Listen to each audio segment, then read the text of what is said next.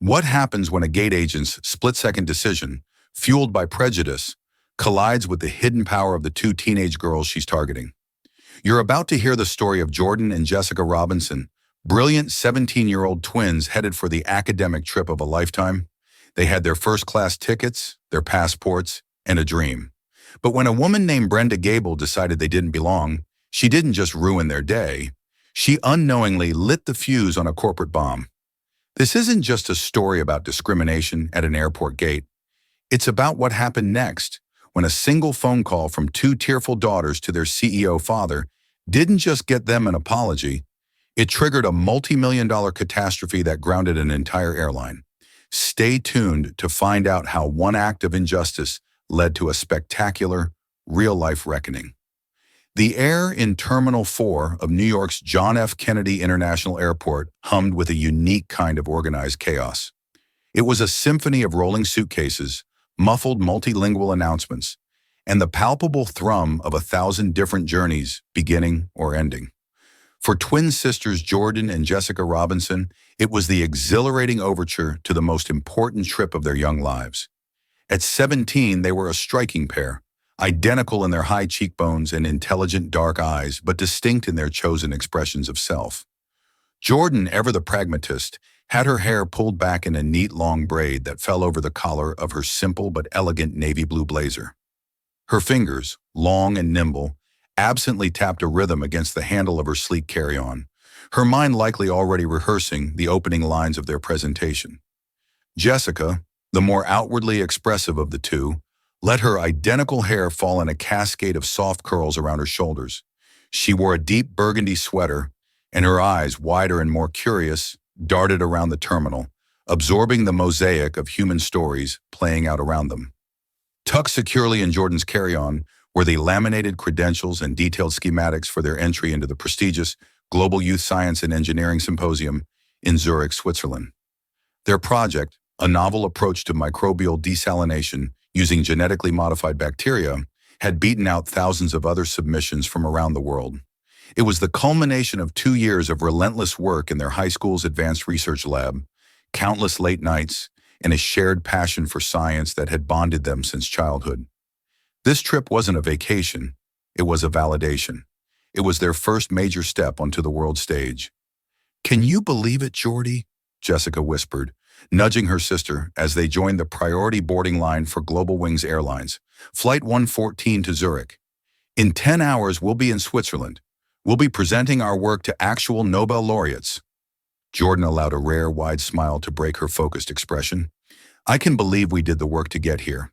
I'm just trying not to think about the 7-hour time difference and the potential for catastrophic jet lag before we have to set up the demonstration."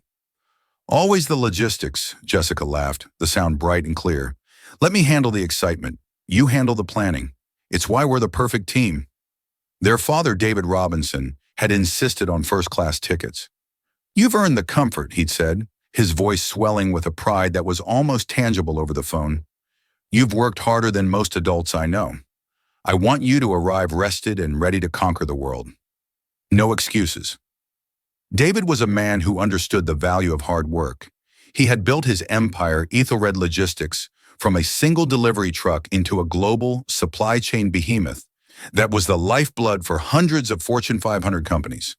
His daughters were his entire world, the driving force behind his relentless ambition.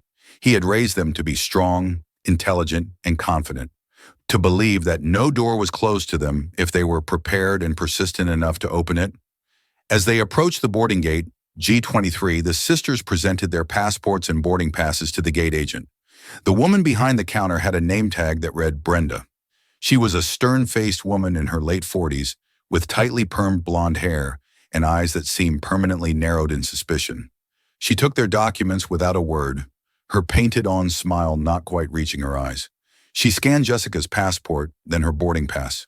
Her eyes flickered up, assessing Jessica from head to toe, a process that took a fraction of a second too long. She repeated the process with Jordan. The silence stretched. "Everything okay?" Jordan asked, her voice polite but firm. Brenda Gable looked up from their documents, her gaze lingering on the two young black women standing before her. Dressed impeccably, holding first-class tickets to one of Europe's most expensive cities. A small, almost imperceptible frown line deepened between her brows. "Just one moment," Brenda said, her voice flat and professional, yet carrying an undercurrent of something else, something cold and dismissive. She tapped a few keys on her computer. Her lips pursed. The rhythmic clicking of the keyboard was the only sound in the sudden, tense bubble that had formed around the counter. The line behind the twins was growing, but Brenda seemed oblivious.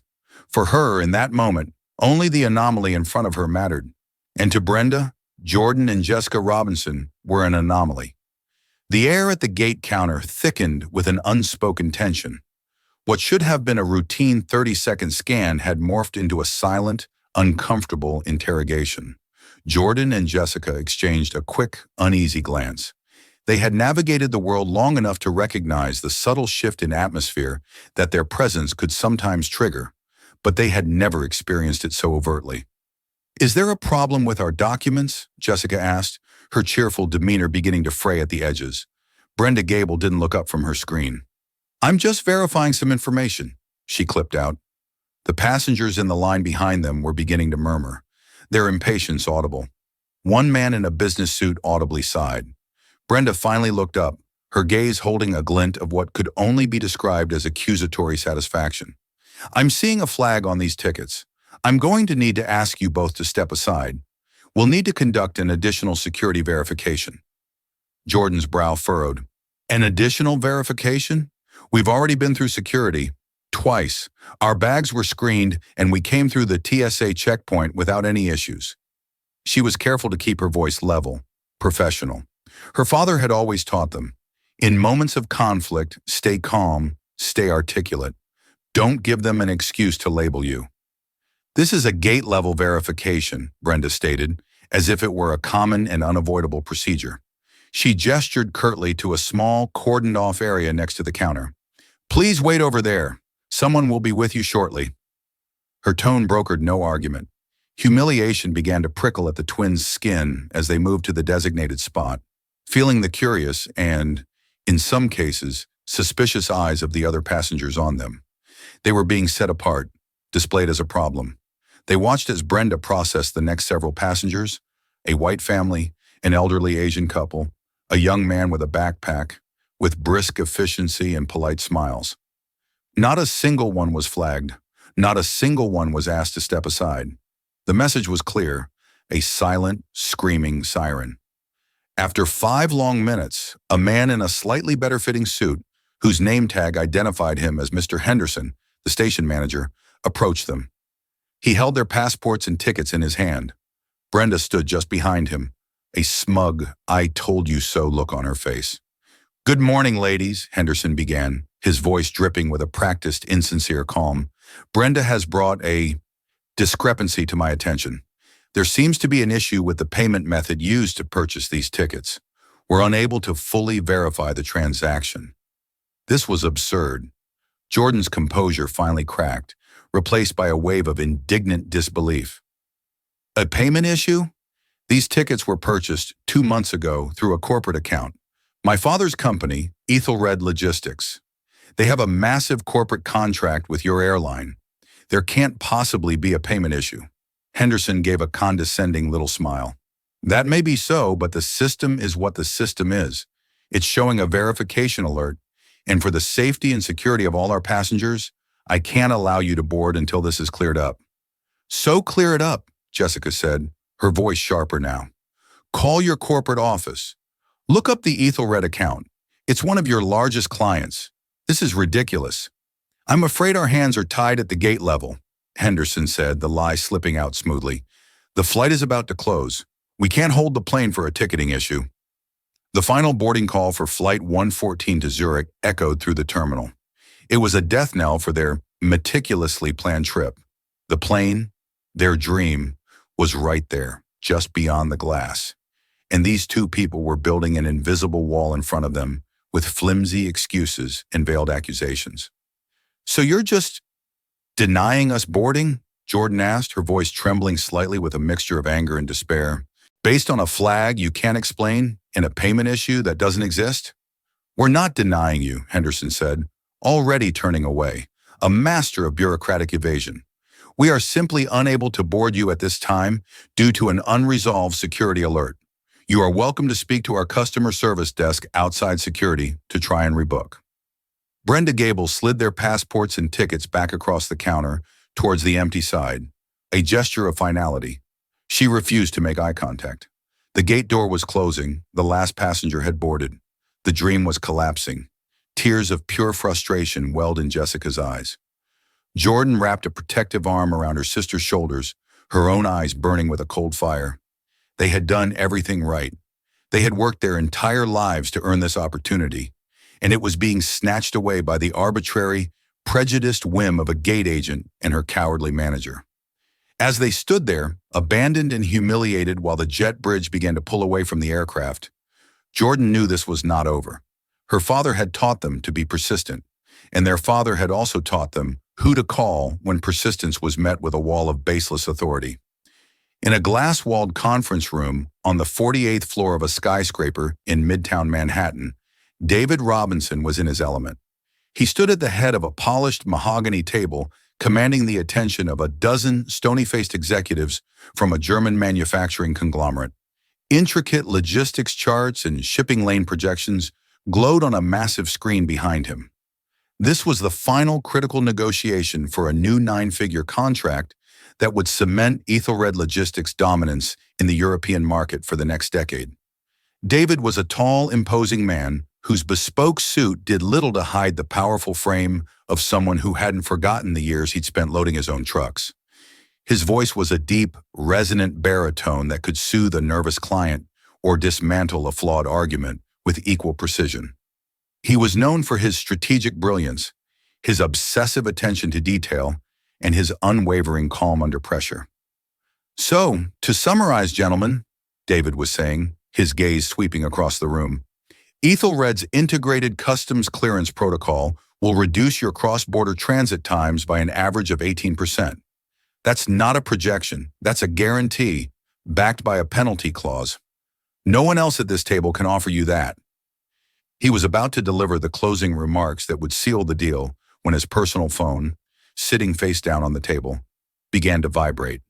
It was a silent, insistent tremor. Everyone in the room knew the rule. David Robinson's personal phone was not to be disturbed during a meeting. It was for his daughters only, an emergency line. He paused mid-sentence. The flow of the room broke. Every eye was on him. He held up a hand. "Forgive me. One moment." He flipped the phone over. The screen read, "Geordie." His heart gave a slight lurch. They were supposed to be boarding their flight right about now. He answered, keeping his voice low and controlled. "Jordan, is everything all right? Are you on the plane?" The voice that came back was not the confident, steady tone of his eldest daughter. It was tight, strained, and trembling on the verge of tears. "Dad? Dad, they won't let us on the plane." The carefully constructed world of logistics, contracts, and corporate negotiations instantly dissolved. There was only his daughter's voice, laced with a pain that struck him like a physical blow. "What do you mean they won't let you on?" he asked, his voice sharpening. He turned his back to the conference table, walking towards the floor-to-ceiling window that overlooked the sprawling city.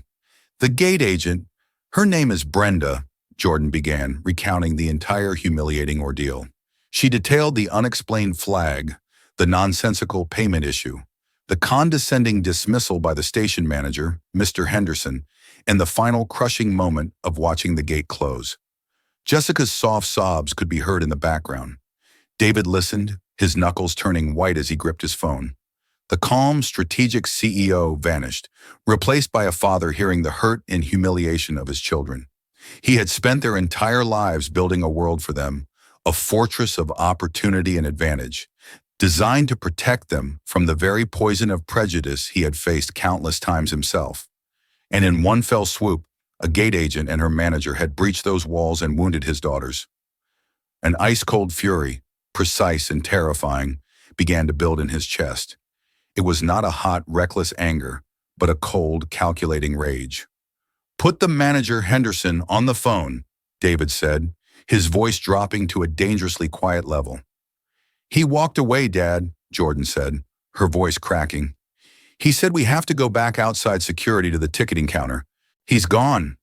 David closed his eyes for a second, reining in his rage and channeling it. Recklessness would not help his girls. Strategy would. "Okay, honey, listen to me very carefully," he said, his voice now a soothing, steel-enforced balm. "Stop crying, both of you. You have done nothing wrong. This is not your fault. This is their failure. Now I want you to walk away from that gate. Find a quiet place to sit down. I will handle this. I will call you back in 15 minutes with a plan. Do you understand?" "Yes, Dad," Jordan sniffled. "I love you both. I am so proud of you. Now go." He hung up the phone and stood for a moment, looking out at the city without seeing it. The German executives at the table shifted uncomfortably, sensing the storm that had just descended into the room. David Robinson turned back to them, his face an unreadable mask of granite. "Gentlemen," he said, his voice flat and devoid of its earlier warmth, "an urgent family matter has just arisen. We will have to postpone the conclusion of this meeting. My team will be in touch to reschedule." Without waiting for a response, he strode out of the conference room. His assistant, a sharp young man named Patrick, scrambled to keep up. "Patrick," David said, not breaking stride as he headed for his office, "get me Jeffrey Langdon on the phone. Now." Patrick's eyes widened. Jeffrey Langdon was the global chief executive officer of Global Wings Airlines. He wasn't someone you just got on the phone. "And while you're doing that," David continued, his voice like ice, "get me our head of corporate travel and our general counsel in my office on a conference call." 5 minutes ago. The hunt had begun. Brenda Gable and Mr. Henderson had no idea what was coming. They thought they had dismissed 2 teenage girls.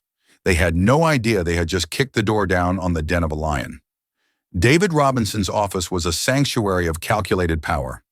It was a corner suite with panoramic views, but its true authority lay in the technology embedded within it. Encrypted communication lines, real-time global logistics trackers, and a direct link to the nerve center of his multi-billion-dollar company. When he sat behind his large oak desk, he wasn't just a CEO, he was a general in his command center. He jabbed the speakerphone button, and the voices of his 2 most trusted executives filled the room. On the line were Maria Flores, his razor-sharp general counsel, and Robert Chen, the meticulous head of corporate travel. "What's the situation, David?" Maria asked, her voice calm and analytical. David wasted no time on pleasantries. "Global Wings Airlines, JFK Terminal 4, Gate G23, has just wrongfully denied boarding to my daughters for Flight 114 to Zurich. The employees involved were a gate agent named Brenda Gable and a station manager named Henderson. The reasons given were fraudulent, a non-existent security flag, and a false claim of a payment issue on the Ethelred corporate account." A stunned silence greeted his words. "Robert," David continued, his tone dangerously even, "what is the total annual value of our corporate contract with Global Wings?" Robert, a man who lived and breathed data, didn't hesitate. "Inclusive of executive travel, freight forwarding, and employee corporate rates, we are projected at $95 million for this fiscal year, David. We are their 3rd largest corporate partner." "Not anymore," David stated. "Maria, pull up the Master Services Agreement. I want to know the exact language of the termination for cause clause, specifically anything pertaining to breach of service or discriminatory practices." As Maria began rapidly typing, David's assistant Patrick appeared at the door, his face pale. "Sir, I have Jeffrey Langdon's executive assistant on the line. She says Mr. Langdon is in a board meeting and can call you back in 2 hours." David fixed Patrick with a glare that could melt steel. "Patrick, tell the assistant that if Mr. Langdon is not on this phone in the next 120 seconds, the first call he receives when his board meeting is over will be from the Wall Street Journal, informing him that Ethelred Logistics has terminated its $95 million contract with his airline. Tell her to use those exact words." Patrick nodded and vanished. "Found it," Maria's voice cut through the speaker. "Section 12, subsection B, breach of contract and immediate termination. It can be invoked in the event of, and I quote, failure to render contracted services, actions that bring disrepute upon the client, or engagement in unlawful or discriminatory practices by airline personnel, which adversely affect the client or its designated travelers."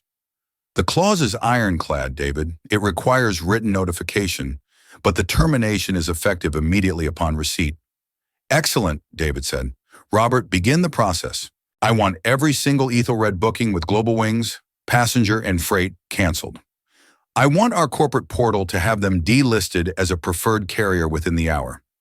Find alternate arrangements. Use our competitors. Pay premium rates if you have to. I don't care about the cost. I want Global Wings to fill this system-wide before their stock even opens tomorrow.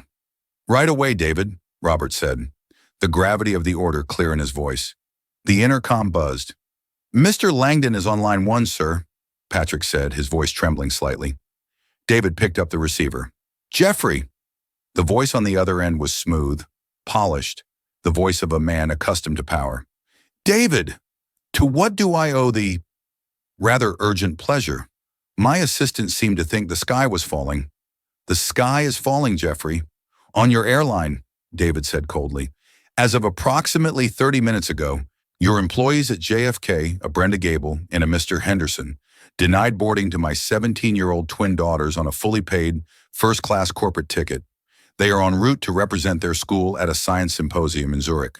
Your staff subjected them to public humiliation based on what I can only assume is blatant racial prejudice, using baseless lies about security flags and payment issues as a pretext. There was a moment of shocked silence on the other end of the line.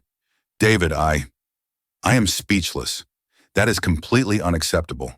Let me get to the bottom of this immediately. I'll have them on the next flight. I'll upgrade them. Whatever it takes. I'll make a personal apology. David let out a short, harsh laugh that had no humor in it. Oh, you'll get to the bottom of it, Jeffrey, but not for me. You'll do it for your shareholders. Because as of this phone call, I am invoking Section 12, Subsection B of our Master Services Agreement. Ethelred Logistics is terminating its $95 million contract with Global Wings, effective immediately. The official notification from my legal counsel will be in your inbox before we finish this call. The line went utterly quiet. The polished CEO persona of Jeffrey Langdon evaporated, replaced by raw panic. David, wait. Let's not be hasty. This is a massive overreaction to a staff issue. It's an HR problem that can be handled. Firing, retraining, whatever is necessary. This isn't an HR problem, Jeffrey. This is a culture problem, and it's no longer my problem, David retorted. My daughters were made to feel like criminals by your staff. My corporate account, one of your most reliable revenue streams, was implicitly accused of fraud. This isn't about one flight. This is about the fundamental promise of service and respect you broke. You don't just get to fix the one mistake I happened to catch. I now have to assume this is how you operate. Ethelred's reputation is built on reliability and integrity. I cannot, in good conscience, have my name, my employees, or my cargo associated with a company that permits this kind of behavior. $95 million, David, Langdon stammered, the number hanging in the air like a death sentence. That's the price of prejudice today, Jeffrey, David said, his voice dropping to a whisper of pure ice. You should have your people put that on a training memo. He paused, letting the weight of the consequence settle. By the way, David added, twisting the knife, I'm chartering a private jet to get my daughters to Zurich. I'll be sending you the bill. Consider it the first invoice of your newly terminated contract. He hung up the phone. The click echoed in the silent office. He had just detonated a corporate bomb, the shock waves of which would be felt from the trading floor of Wall Street to the check-in counters of airports around the world. But David Robinson wasn't thinking about that. He was thinking about his next call, the one to his daughters to tell them that a new plane was on its way.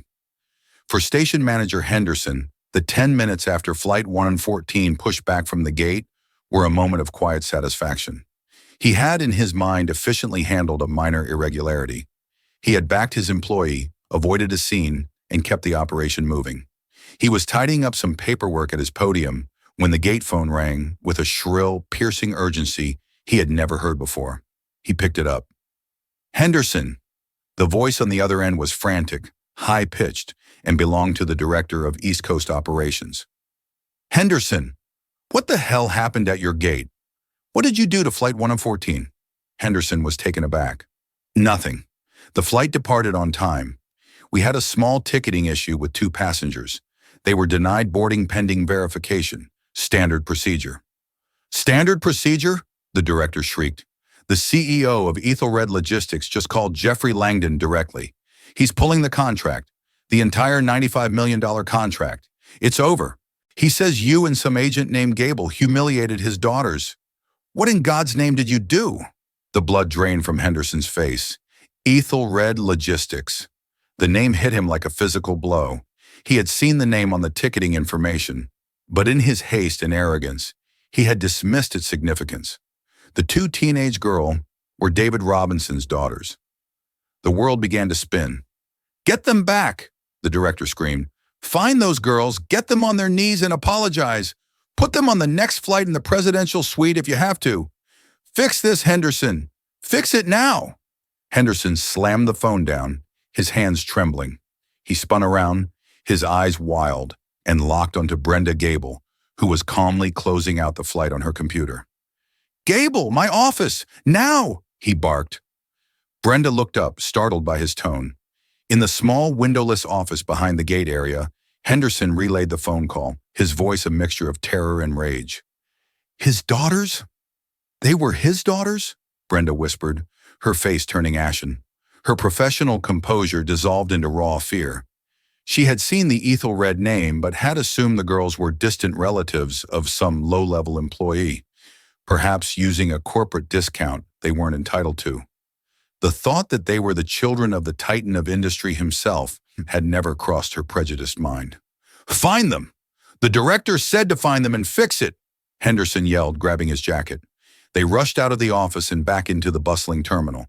But Jordan and Jessica were gone. They weren't at the gate. They weren't at the nearby cafes. They weren't at the customer service desk. It was as if they had vanished. Meanwhile, in the corporate travel department of Ethelred Logistics, Robert Chen was executing his CEO's orders with military precision. With a few keystrokes, he initiated a system-wide cancellation protocol. All over the world, the effect was immediate and catastrophic for Global Wings. In Chicago, a team of 20 Ethelred engineers about to board a flight to a conference in Frankfurt were automatically rebooked on Lufthansa. Their 20 business-class seats on Global Wings went empty. At a cargo hub in Hong Kong, a manifest for 10 tons of high-value electronics contracted to be flown by Global Wings was abruptly voided. The cargo was rerouted to a competing air freight service, leaving an entire cargo hold on a 747 empty and unprofitable. In London, Paris, and Los Angeles, the same scene played out. Cancellations poured in, from single executive tickets to massive freight shipments. The system was automated and ruthless. Robert Chen watched on his monitor as Global Wings' projected revenue for the quarter dropped in real time, the numbers tumbling downwards like a death count. Back in New York, Jeffrey Langdon sat in his boardroom, the emergency meeting with his executives, now a full-blown crisis summit. His phone was buzzing with alerts from his operations centers. "What's happening?" he demanded. A grim-faced VP of operations looked up from her tablet. "It's Ethelred, Jeff. They're pulling everything, system-wide. We have empty seats and empty cargo holds on dozens of flights departing in the next few hours. The immediate loss is in the hundreds of thousands, but the downstream effect? It's a total collapse of a major revenue stream." Another executive, the head of PR, spoke up. "It's worse. Someone from David Robinson's team has leaked the reason for the contract termination to a contact at Bloomberg. The story is that we were pulled for discriminatory practices. The phrase they used was, a complete failure of service and human decency." Jeffrey Langdon felt a wave of nausea. This was no longer about a contract. This was about their brand, their stock, their very survival. The story would hit the wires before the market opened tomorrow. They were about to be publicly crucified, and the nails had been hammered in by a gate agent and a station manager at JFK. He looked at his team, their faces a mixture of panic and disbelief. The $95 million phone call was just the beginning. The real cascade was just starting, and there was nothing they could do to stop the fall. Brenda Gable drove home to her small, cramped apartment in Queens in a daze. The sterile, air-conditioned environment of the airport was replaced by the humid, sticky air of a city summer night. Her hands were slick on the steering wheel of her 10-year-old sedan, a car that rattled with every bump in the road. Henderson had sent her home, officially placing her on administrative leave, pending investigation. Words they both knew were a prelude to termination. Her life, already a tightly wound knot of financial anxiety, felt like it was about to snap. Brenda wasn't a monster born of pure hate. She was a product of resentment, fear, and 1,000 tiny disappointments. She was a 48-year-old woman treading water in a sea of debt, caring for a mother whose dementia was slowly and expensively erasing the woman she once knew. Her apartment was filled with the scent of stale air and unopened bills. A stack of them sat on her small kitchen counter. A notice from the assisted living facility about a pending rate increase, a second warning from her credit card company, a letter about her car loan. Every morning, she woke up with a knot of dread in her stomach. Her job at Global Wings wasn't a career. It was a lifeline, and the rope was fraying. The airline had recently implemented a new performance metric system. Employees were encouraged and implicitly rewarded for being proactive in identifying security and revenue risks. This vague directive was interpreted by managers like Henderson as a mandate to scrutinize anyone who didn't fit the typical profile of a premium class traveler. Henderson had held meetings where he'd spoken of the need to be extra vigilant about unusual ticketing patterns. He never used explicitly racist language, but the coded message was clear to anyone willing to listen. Brenda, desperate for a good performance review and the modest bonus that came with it, had listened. When Jordan and Jessica Robinson had walked up to her counter, they triggered a cascade of Brenda's ingrained biases and anxieties. They were young, they were Black, and they were in first class. In her curdled worldview, it was an equation that didn't add up. It felt like a discrepancy. She saw in their youthful confidence not the product of hard work, but of unearned privilege. In that moment, flagging them wasn't just following Henderson's unspoken directive. It was a small, petty act of asserting control over a world that made her feel powerless. It was a fleeting taste of authority that made her feel, for a moment, like she was the one in charge of the gates, not just a cog in a machine.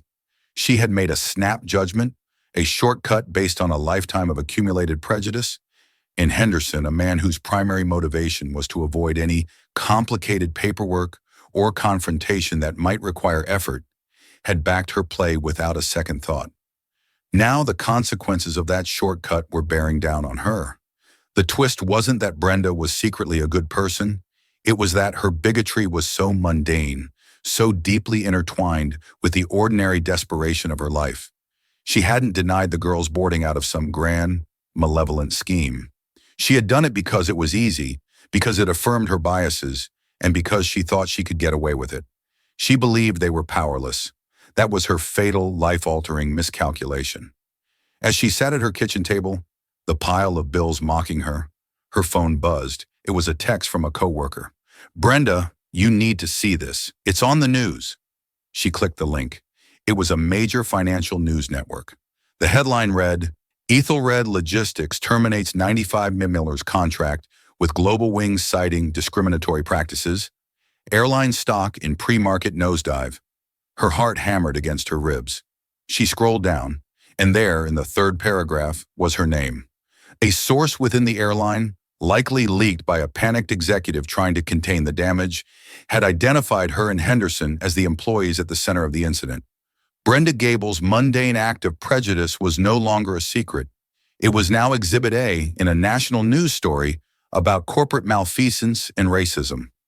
Her name, once anonymous, was now attached to a $95 million disaster. The world she was so afraid of, the one of financial ruin and public shame, wasn't just coming for her anymore. It had arrived.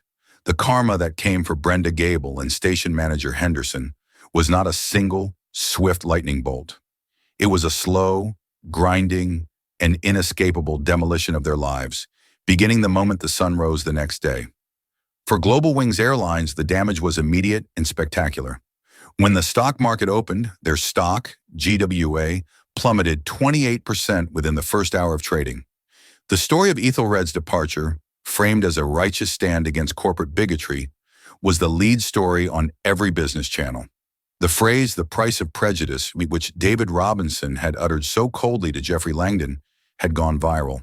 It became the hashtag that defined their public execution. The airline's board of directors, facing billions in lost market capitalization, acted decisively. CEO Jeffrey Langdon was forced to issue a humiliating public apology before being summarily fired, his golden parachute revoked due to a morals clause in his contract. The company was a bloodbath. For Brenda Gable, the fallout was far more personal and devastating.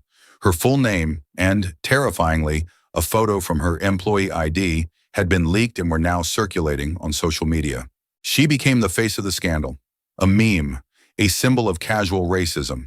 She was fired via a terse email, her health insurance and benefits terminated immediately. The online vitriol was a tidal wave. People found her address, threats were scrawled on her apartment door, her car tires were slashed, she was forced to flee her home, staying on the couch of her one remaining friend, a woman who looked at her with a mixture of pity and revulsion.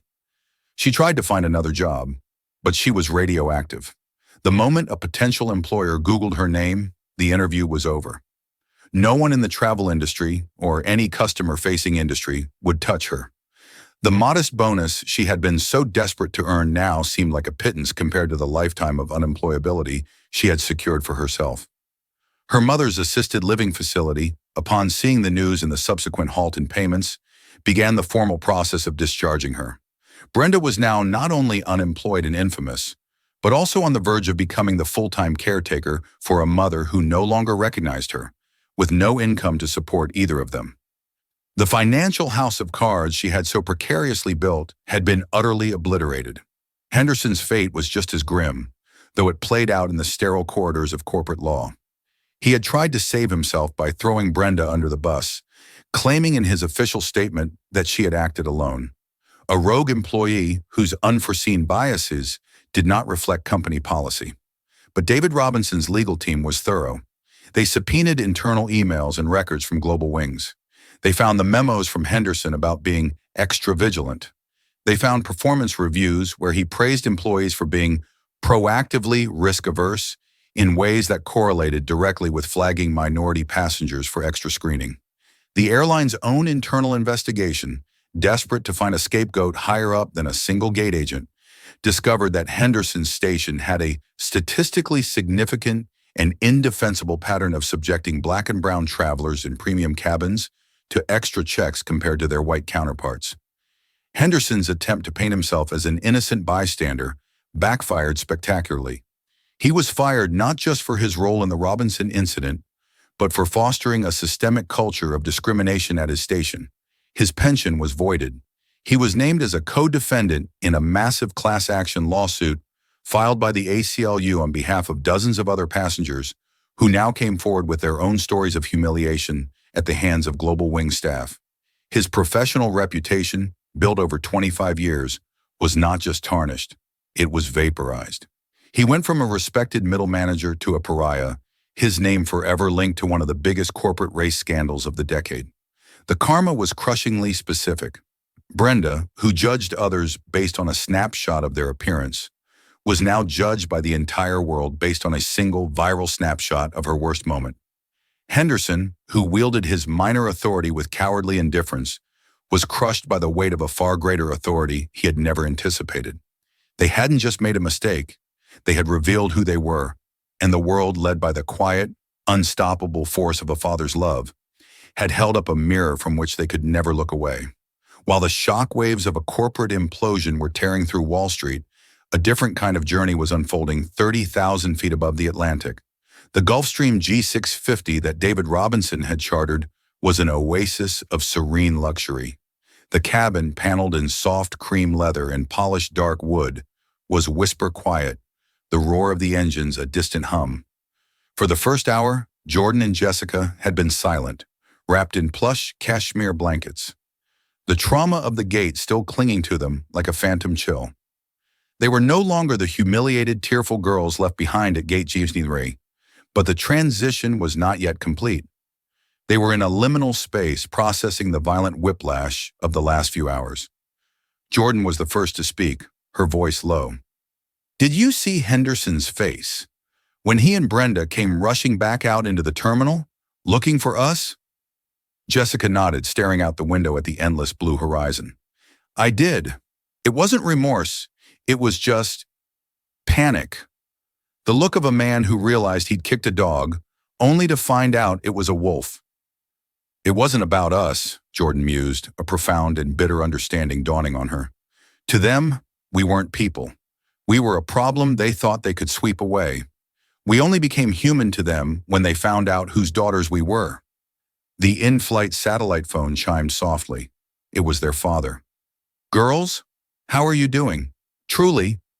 David's voice was warm, the icy fury from his earlier calls replaced by a deep, paternal concern.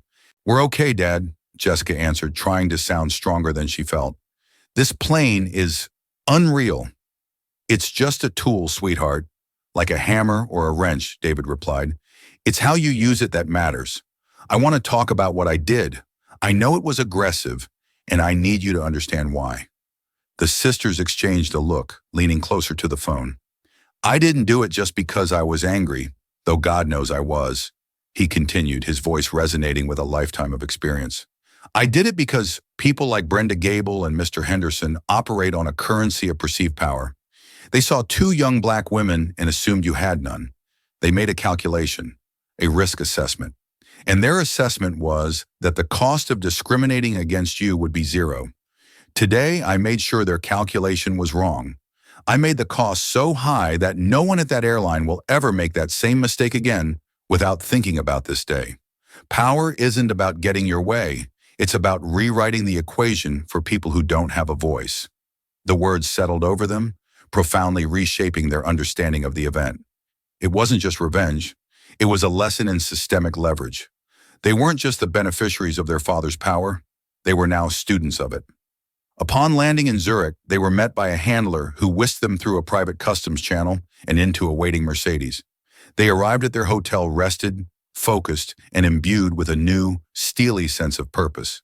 They walked into the symposium the next morning, not just as brilliant young scientists, but as young women who had stared into the face of a mundane, ugly injustice and had seen it dismantled by a force it could not comprehend.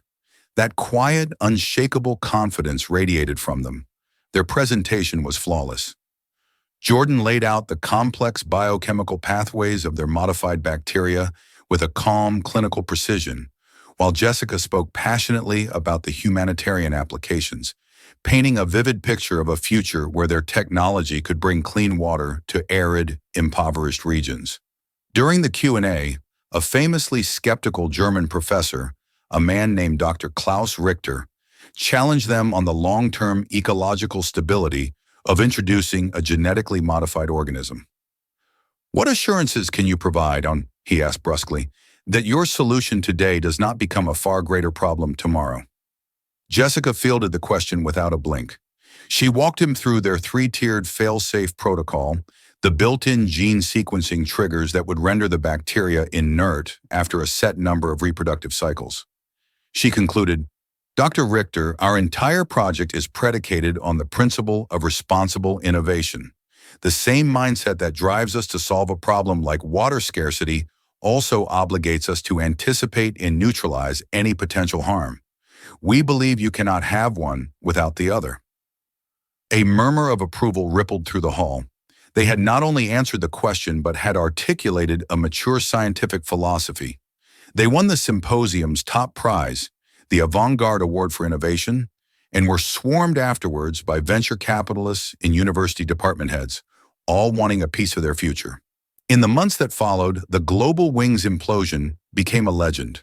It was taught in business schools as a case study in brand suicide and the tangible ROI of diversity and inclusion. David Robinson, true to his word, funneled his fury into creation.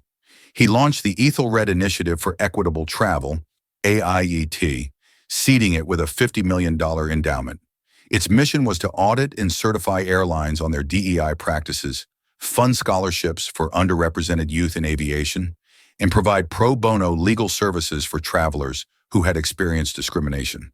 Other corporations, terrified of becoming the next global wings, eagerly signed on. The initiative became a powerful new watchdog for an entire industry. 1 year later, almost to the day, Jordan and Jessica stood in JFK's Terminal 5. They were on their way to Boston to begin their freshman year at MIT. The terminal was bright, airy, and run by a different airline known for its progressive corporate culture. As they walked towards their gate, they found themselves near the corridor that led to the old Terminal 4 gates.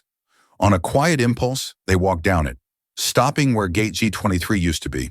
The area was now a chic, open-plan seating area with charging stations and potted plants. The Global Wings logo was gone, scrubbed from existence like a disgraced name in a history book. "It's weird," Jessica whispered, "to stand in a place where you felt so small and not feel that way anymore." "We're not the same people who stood here," Jordan replied, her gaze distant. "That day I just wanted to get on a plane to talk about science. Now I realize it's not enough to invent a new technology. You have to fight to make sure it reaches the people who need it most, the people the world writes off." Their work had taken on a new dimension.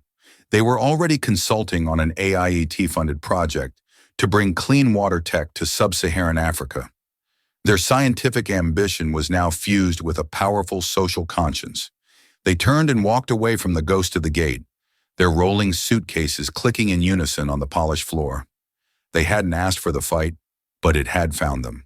And in its aftermath, they had discovered a strength they never knew they possessed. The incident hadn't defined them by the humiliation they had suffered, but by the change they had inspired. Their trajectory, briefly diverted by prejudice, had been corrected by a father's fierce love and surgically applied power, setting them on a course higher and more impactful than they had ever imagined. They were David Robinson's daughters, and they were on their way to change the world, not just with their minds, but with the hard-won knowledge that their right to be anywhere, to achieve anything, was never up for debate again. And that's where the story ends. It's a powerful reminder that the actions of a single person, whether a gate agent or a CEO, can create ripples that become tidal waves. The Robinson twins went on to become leaders in their field, forever shaped by the day they were told they didn't belong. Their story serves as a stark warning to any corporation that allows a culture of prejudice to fester beneath the surface. The consequences can be more sudden and more devastating than they could ever imagine. It proves that sometimes in the real world, karma isn't just a concept. It's a market force with a $95 million price tag. Thank you for listening. If this story resonated with you, please hit that like button, share it with someone who needs to hear it, and subscribe to the channel for more incredible real-life stories. Let us know in the comments below. What do you think is the most important lesson from this story? We read every single one.